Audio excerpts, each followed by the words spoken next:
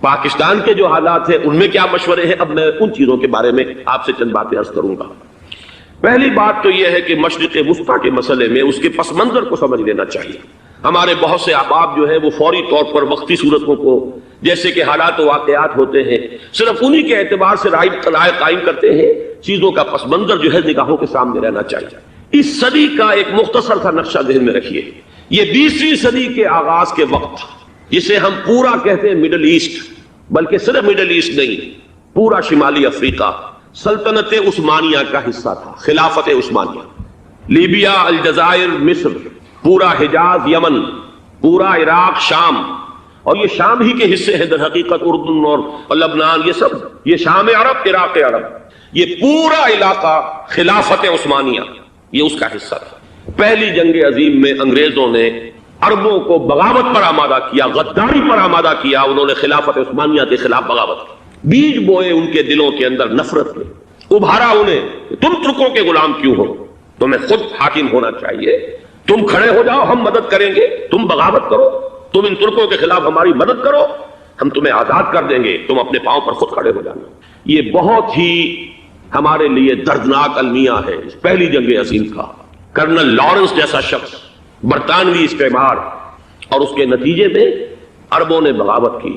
اور اس قدر دردناک بات آپ کو بتا رہا ہوں، میں پہلی مرتبہ جب سن 62 میں حج کے لیے گیا مدینہ منورہ میں، ابھی وہ ریل کے انجن کھڑے ہوئے تھے۔ یہ ترکی کے زمانے میں، سلطنت عثمانیہ کے زمانے میں بغداد سے مدینے تک ریلوے لائن تھی۔ یہ پورا ایک عالم سلطنت عثمانیہ، صرف سلطنت نہیں، خلافت عثمانیہ، پوری ٹرینیں جو ہے ترکوں کی اڑائی گئی، ہزاروں ترکوں کو شہید کیا گیا، یہاں تک کہ صحن حرم میں شہید کیے گئے سینکڑوں ترک۔ یہ جرم تھوڑے نہیں، معمولی نہیں۔ آج جس کی سزا مل رہی ہے، معلوم ہونا چاہیے کہ وہ جرائم کون کون سے تھے۔ اب بھی جو لوگ گئے ہیں انہوں نے دیکھا ہوگا، ترکی کا قلعہ موجود ہے اوپر پہاڑی کے اوپر، حرم کا جو سب سے بڑا دروازہ ہے باب ملک عبدالعزیز، اس کے سامنے ایک لائبریری ہوتی تھی، اب تو غالباً وہ بھی گرا دی گئی ہے، اس کے پیچھے پہاڑی پر ترکوں کا قلعہ ہے پرانا، اس پر توپیں موجود تھیں۔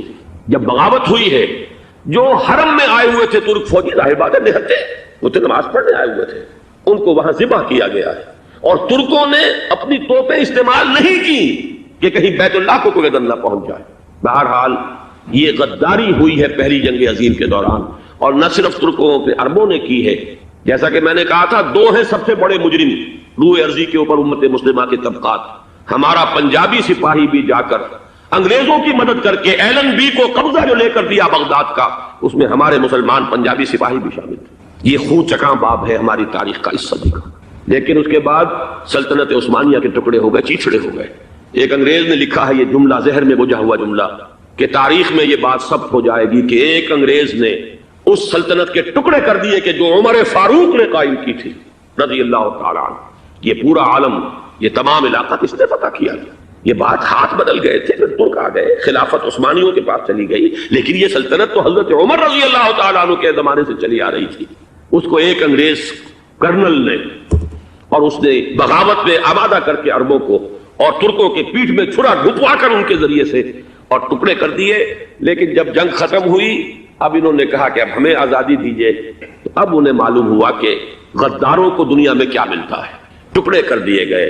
یہ حصہ عراق یہ انگریز کے پاس رہے گا، شام کا یہ علاقہ یہ فرانسیسیوں کے پاس رہے گا، مصر پر انگریزوں کا تسلط رہے گا، لیبیا اطالویوں کے پاس رہے گا، لے دے کر یہ جو علاقہ تھا حجاز، کیونکہ وہاں کچھ تھا ہی نہیں، بوادن غیر ذی زرع، یہ عربوں کے پاس چھوڑ دیا گیا۔ اس وقت جو بادشاہ ہیں شاہ حسین اردن کے، ان کے دادا سب سے بڑے غدار وہی تھے، لہذا ان کو اس علاقے کی بادشاہت دے دی گئی۔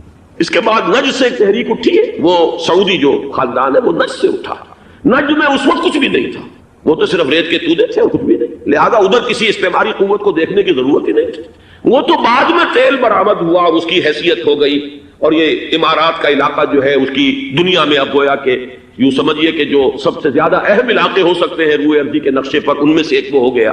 لیکن یہ اس وقت کی بات میں کر رہا ہوں، کوئی حیثیت نہیں تھی، لہذا اس کو چھوڑ دیا گیا۔ یہ ہے تاریخی پس منظر، یہ لکیریں جو کھینچی گئی ہیں یہ ایک ملت اسلامیہ کو جو قومیتوں میں تقسیم کیا گیا، پھر نعرے لگوائے گئے المصر للمصریین الشام للشامیین، اب شامی ایک علیحدہ قوم ہو چکے ہیں، مصری ایک علیحدہ قوم ہو چکے ہیں، عراقی ایک علیحدہ قوم ہو چکے ہیں۔ یہ ساری تقسیمیں استعمار کی پیدا کرنا ہے، اس کا کوئی تعلق اسلام کے ساتھ نہیں۔ اب ضرورت تو اس بات کی تھی کہ استعمار کے پنجے جب یہاں سے کچھ ہٹے، دوسری جنگ عظیم کے بعد ایک دور آیا، امریکہ ابھرا ہے دنیا کی عالمی سطح پر سیاست میں، اس کے ہاں کچھ آزادی کے تصورات تھے، اس نے بھی سپورٹ کیا۔ برطانیہ کمزور ہو چکا تھا، وہ اتنے بڑے علاقے کو اب ہولڈ نہیں کر سکتا تھا۔ ہندوستان بھی آزاد ہوا، پھر یہ کہ اور دوسرے علاقوں سے بھی اس کو پسپائی اختیار کرنی پڑی۔ استعمار کے پنجے جس طرح بھی ہوئے، ان کے سینوں سے، عربوں کے سینوں سے جو ہے گویا کہ وہ ہٹے، لیکن امریکہ نے ایک اپنی بہت بڑی حکمت عملی جو اختیار کی، عالم عرب کے سینے میں اسرائیل کا خنجر پیوست کر دی تاکہ یہ کبھی آزاد نہ ہو جائیں، ہمارے انگوٹھے تلے رہے، ہماری پالیسی گورن کرے۔ یہ استعمار کا دوسری جنگ عظیم کے بعد جہاں برطانوی استعمار، فرانسیسی استعمار رفتہ رفتہ یہ ہٹنے شروع ہوئے۔ صدر ناصر نے انگریزوں کو اٹھا کر پھینکا میڈیٹرینین میں اور دوسرے جگہوں سے، الجزائر نے آزادی حاصل کی فرانس سے، اطالویوں سے جو ہے لیبیا والوں نے آزادی حاصل کی، یہ ہو گیا، لیکن ایک خنجر پیوست کر دیا گیا اسرائیل کا سینہ عرب۔ اس صورتحال میں ظاہر بات ہے کہ ایک تو بڑی آئیڈیل پوزیشن تھی کہ پورا عالم اسلام متحد ہو، لیکن وہ تو بہت دور کا خواب معلوم ہوتا ہے۔ علامہ اقبال سے بڑا کوئی نقیب نہیں ہے ملت اسلامی کی وحدت کا۔ ایک ہو مسلم حرم کی پاسبانی کے لیے نیل کے ساحل سے لے کر تا خاک کاشغر، لیکن انہیں بھی اپنے لیکچرز میں کہنا پڑا کہ اس وقت جو صورتحال ہے، پورے عالم اسلام کی ایک وحدت بن جانا تو تقریباً ناممکن نظر آ رہا ہے۔ اگر کسی طرح ایک common wealth of Muslim nations وجود میں آ جائے تو بھی بڑی کامیابی ہوگی، لیکن اس سے بھی پہلے یہ تو زیادہ آسان تھا کہ عالم عرب ایک وحدت کی شکل اختیار کر لے۔ یہ تو ایک قوم ہے، اکثر و بیشتر ایک نسل یا زیادہ دو نسلیں کہتی تھیں۔ شمالی افریقہ میں بربر نسل بھی ہے، باقی تو سب عرب ہے۔ یہ پورا عالم ایک نسل، ایک زبان، پورے اتنے رقبے کے اوپر بولے جانے والی ایک زبان، یہ تو ایک ہو جائے۔ افسوس یہ ہے کہ اس کا ایک ہو جانا، ایک شخصیت ابھری تھی جو مذہبی مزاج کی شخصیت تھی، جو دینی مزاج کی حامل شخصیت تھی، اگر اس کی قیادت میں عالم عرب متحد ہو جاتا تو واقعتاً ایک بہت بڑا جو ہے مرحلہ وہ طے ہو جاتا پوری عالمی ملت اسلامیہ کی ایک وحدت اختیار کرنے کا۔ وہ شخصیت تھی شاہ فیصل شہید کی، اور اس لفظ کے ساتھ ہی آپ کے ذہن میں آ گیا ہوگا کیوں انہیں شہید کر دیا گیا، کس نے کیا کرایا، کہاں سے تعلیم حاصل کر کے آیا تھا وہ جس نے شہید کیا شاہ فیصل شہید کو، اس کی گردن پر کون سوار تھی، وہ یہودی لڑکی کے جس کے فوٹو بھی شائع ہوئے، ایک گردن پر اٹھائے کھڑا ہوا شہزادہ اپنی ایک یہودی دوست کو، لڑکی کو، اور وہی ہے کہ جس نے جا کر پستول سے شہید کیا ہے۔ جان اچھی طرح جان لیجئے، جیسے بارہا میں نے عرض کیا ہے کہ حضرت عمر کو شہید کرنے والا کہنے کو ابو لولو فیروز تھا، لیکن اس کے پیچھے پورا ایرانی نسل پرستی کا جو پورا پس منظر ہے، اسے تو ہر شخص جس کی ذرا بھی نگاہ جو ہے جو صرف منظر کو نہ دیکھ رہی ہو، پس منظر کو بھی دیکھنے والی ہو، وہ تو جان دے گی کہ ابو لولو فیروز ایک فرد کا نام نہیں تھا، وہ ایران کا انتقام تھا عالم عرب سے۔ بالکل اسی طریقے سے یہ امریکی استعمار کا ہتھ کنڈا تھا، اسے محسوس ہوا۔ شاہ فیصل مذہبی مزاج کا شخص، یہ ابھر رہا ہے، اور یہ شاہ فیصل کی حکمت عملی کا ذرا آپ اندازہ کیجئے۔ لاہور میں سمٹ کانفرنس ہوئی، اس میں وہ آئے، سب سے ٹاورنگ پرسنالٹی پورے اس وقت عالم اسلام کے اندر شاہ فیصل کی تھی، اور وہ گویا کہ ایک بہت ہی جس کو کہا جائے کہ ایک بہت ایلڈرلی، ایک بزرگانہ ایک شخصیت جو ہے، اور انہوں نے اپنی دولت کے دروازے، عرب میں وہ مشہور تھے کہ نہایت خسیس اور بخیل انسان ہے، اس لیے کہ وہاں وہ خرچ کرتے تھے حساب کتاب کے ساتھ، لیکن ان کے خزانے کھلے ہوئے تھے عالم اسلام کے لیے، ادھر بھی مدد ہے، ادھر بھی مدد ہے، ادھر بھی کام ہو رہا ہے، ادھر بھی کام ہو رہا ہے۔ پھر انہوں نے تیل کا ہتھیار استعمال کر کے ایک دفعہ امریکہ کو دن میں تارے دکھا دیے تھے، لہذا ان کا ہٹایا جانا سین سے یہ امریکی استعمار کے لیے لازم تھا۔ اب لے دے کر رہ گئے کون؟ سیکولر مزاج کے لوگ۔ پہلی اٹیمپٹ جمال عبد الناصر نے کی، ناکام ہو گیا۔ قذافی صاحب نے کوشش کی کہ وہ ان کی جانشینی حاصل کر لے، ناکام ہو گیا۔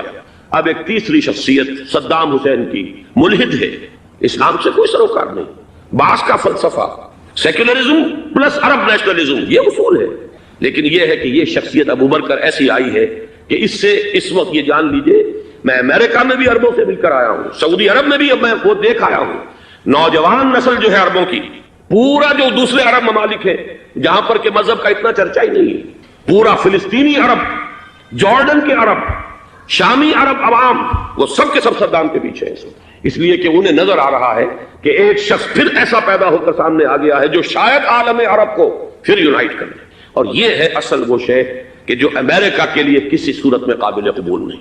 دولت کے یہ ذخائر، خلیج کی یہ دولت، سیال سونا اور اس کے ذخیرے، اور یہ کسی طریقے سے یہ امریکہ کے زیر اثر نہ رہے، یہ ہے وہ شے جو اسے برداشت نہیں ہے۔ وہ کوئی اربوں کی محبت میں نہیں آیا 2.5 لاکھ فوج لے کر، وہ کوئی شاہی عرب جو خاندان ہے سعودی، اس سے اس کی کوئی دلچسپی نہیں ہے، کوئی پتہ نہیں کہ وہ خود ان کو ہٹا دے اور وہاں پر کوئی جمہوری ڈھانچہ جو ہے وہاں پہ کھڑا کروا دے خود امریکہ۔ اس لیے کہ سعودی عرب میں دیکھ آیا ہوں حالات، اگرچہ ظاہر بات ہے کہ زیادہ گہرائی میں تو وہاں جانے کا موقع ہی نہیں ہوتا، بہت ہی مستبد حکومت ہے، لیکن صاف نظر آ رہا ہے کہ اس وقت دونوں طبقے نوجوانوں کے جو ہے وہ شاہی خاندان کے شدید خلاف ہو چکے ہیں۔ جو وہاں پر جدید مثقف طبقہ ہے، جدید تعلیم یافتہ، جو باہر پڑھ کر آیا ہے امریکہ میں اور کہیں اور وہ کثیر تعداد میں، وہ صاف سوال کر رہے ہیں کہ یہ بلینز اور بلینز آف ڈالرز کے جو ہمارا خرچہ آتا تھا، ہمارے ہتھیاروں کے آرڈر جاتے تھے، وہ کہاں گئے؟ کل 65,000 فوج، اور عرب کے پاس، سعودی عرب کے پاس اتنے ٹینک بھی نہیں ہیں جتنے کہ یمن جیسے غریب ملک کے پاس ہے، تو ہمارا روپیہ یہ گیا کہاں؟ یہ ایک سوال ہے جو ہر شخص کے ذہن کے سامنے ہے۔ اب ہمیں اپنے معاملات کو خود سنبھالنا ہوگا۔ اسی طریقے سے جو مذہبی طبقہ ہے، اور وہاں ہے بڑی تعداد میں مذہبی طبقہ نوجوان جن میں بڑا جذبہ ہے، اور ان کا وہ جوش جہاد انہیں جہاد افغانستان تک لے کر آیا ہے۔ سینکڑوں عرب نوجوان یہاں جو ہے شہید ہوئے، اپنے ملک میں تو انہیں بولنے کی بھی کوئی امکان نہیں ہے، لیکن یہاں وہ جذبہ جو اندر اندر پروان چڑھ رہا ہے، وہ جذبہ انہیں لایا ہے، اور افغانستان کی سنگلاخ وادیوں کے اندر انہوں نے جام شہادت نوش کیا ہے۔ وہ طبقہ بھی شدید مخالف ہو چکا ہے کہ انہوں نے امریکیوں کو بلا کر، ان میں یہودی بھی ہیں، عیسائی تو ہے ہی ہے، یہودی ہیں، یہودی عورتیں ہیں، جو کچھ اب وہاں بے حیائی اور بے پردگی کے مناظر نظر آ رہے ہیں۔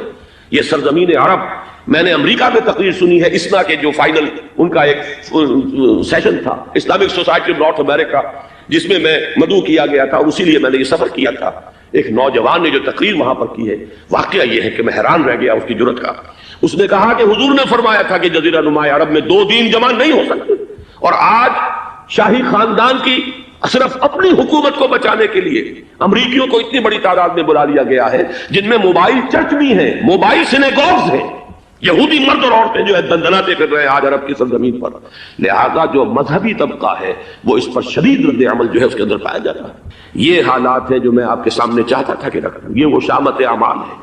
ایک طرف یہ کہ وہ شخصیت جو ہے صدام حسین کی، وہ کوئی پسندیدہ شخصیت نہیں، لیکن یہ کہ اس شخصیت کو تقویت دینے والے بھی تو یہی لوگ تھے۔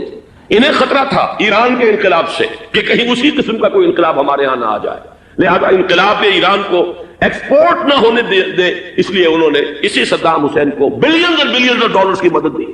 آج وہی ہے، عربی کی تو ایک کہاوت بھی ہے، سمن کلبک یا کلو، اپنے کتے کو کھلا پلا کے موٹا کرو، کسی روز تمہیں کو کاٹے گا۔ آج وہ تو انہیں کاٹ رہا، لیکن یہ کہ اس کا جو علاج تجویز ہوا ہے وہ انتہائی خوفناک ہے۔ 2.5 لاکھ امریکی وہ استعمار کے پنجے جو بمشکل عالم عرب کے سینے سے جو گڑے ہوئے تھے اس استعمار نے، مشکل ہٹے تھے کہ ایک دم اب وہاں پر خبریں آ رہی ہیں، فرانسیسی بھی آ رہے ہیں، برطانوی بھی آ رہے ہیں، کہاں کہاں سے فوجیں آ رہی ہیں، اور وہاں پر 2.5 لاکھ تو صرف امریکن آرمی کا، اس میں تقریباً 1.5 لاکھ تو پہنچ چکی، اور جو بھی ہوگا وہاں پر جیسا کہ میں نے عرض کیا ہے اس قدر خوفناک سین ہے۔ میں نے بہت سے حضرات واقف ہوں گے، کئی مرتبہ میں نے حوالہ دیا ہے مولانا سید حامد میاں رحمہ اللہ کا، انہوں نے ایک دفعہ مجھے بتایا تھا کہ احادیث میں جو قرب قیامت کے حالات و واقعات کی پیشن گوئیاں ہیں، ان میں یہ ہے کہ وہ جو آخری جنگ ہونی ہے جو کہ دجال کے خلاف ہوگی مسلمانوں کی، اور جس میں کہ حضرت مسیح علیہ السلام کا نزول ہوگا جس کے سلسلے میں، اس سے پہلے ایک جنگ ہوگی بہت خوفناک، بہت خوفناک۔ اور عجیب الفاظ ان کے یہ تھے کہ اس میں ایک طرف مسلمان اور عیسائی اور یہودی تینوں ہوں گے۔ یہ بات سمجھ میں نہیں آتی تھی کہ مسلمان اور یہودی ایک جگہ کیسے جمع ہو سکتے ہیں۔ آج وہ نقشہ نظر آ گیا، آج اسرائیل، امریکہ، سعودی عرب اب یہ ایک ہے، بلکہ چلتے آئیے مصر، اسرائیل، سعودی عرب اور جو بھی ان کے حواری ہیں وہ سب ایک صف میں کھڑے ہیں، اور ان کے اوپر سیادت کس کی ہے؟ امریکہ کی۔ وہ نقشہ آ گیا ہے۔ اور اس جنگ کے سلسلے میں مولانا حامد میاں رحمہ اللہ نے مجھے بتایا تھا کہ حدیث میں الفاظ آئے ہیں، اتنے لوگ ہلاک ہوں گے، اتنے لوگ ہلاک ہوں گے، اتنے لوگ ہلاک ہوں گے کہ ایک پرندہ سینکڑوں میل تک اڑتا ہوا چلا جائے گا اور اسے سوائے لاشوں کے اور کچھ نظر نہیں۔ یہ نقشہ خاکم بدہن تلا ہوا ہے، کھڑا ہوا ہے۔ جو بھی ہوگا کیمیاوی جنگ، کیمیاوی وارفیئر، کیمیکل وارفیئر، اور پھر ایٹمک وارفیئر، جس کی کھلی دھمکیاں دی جاتی ہیں۔ کبھی کوریا کے بارے میں اندیشہ تھا کہ یہ درندے خدا کی دھرتی کو، کوریا کی غریب بستی کو ناگاساکی بنا کے چھوڑیں گے، ہیروشیما بنا کے چھوڑیں گے۔ آج وہ صورتحال جو ہے عالم عرب پر، heart of the Arab land, اس پر یہ صورتحال بالکل تلی کھڑی ہے۔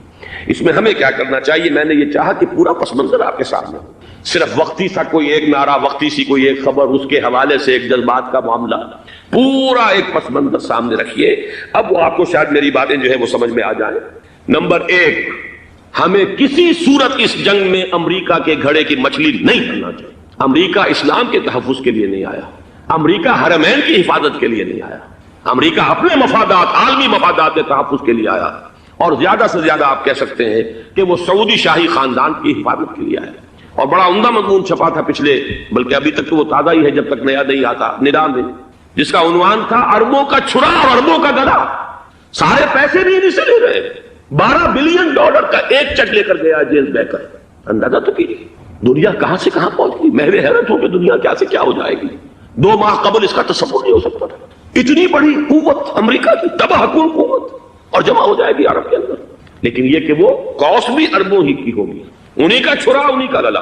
ہمیں کرنا یہ چاہیے، اللہ تعالی ہماری حکومت کو، ہمارے سیاستدانوں کو، ہمارے ذمہ دار لوگوں کو ہدایت دے، وہ امریکہ کے گھڑے کی مچھلی نہ بنے۔ اس کے تحفظ کے لیے یا شاہی خاندان کی حفاظت کے لیے بہت کچھ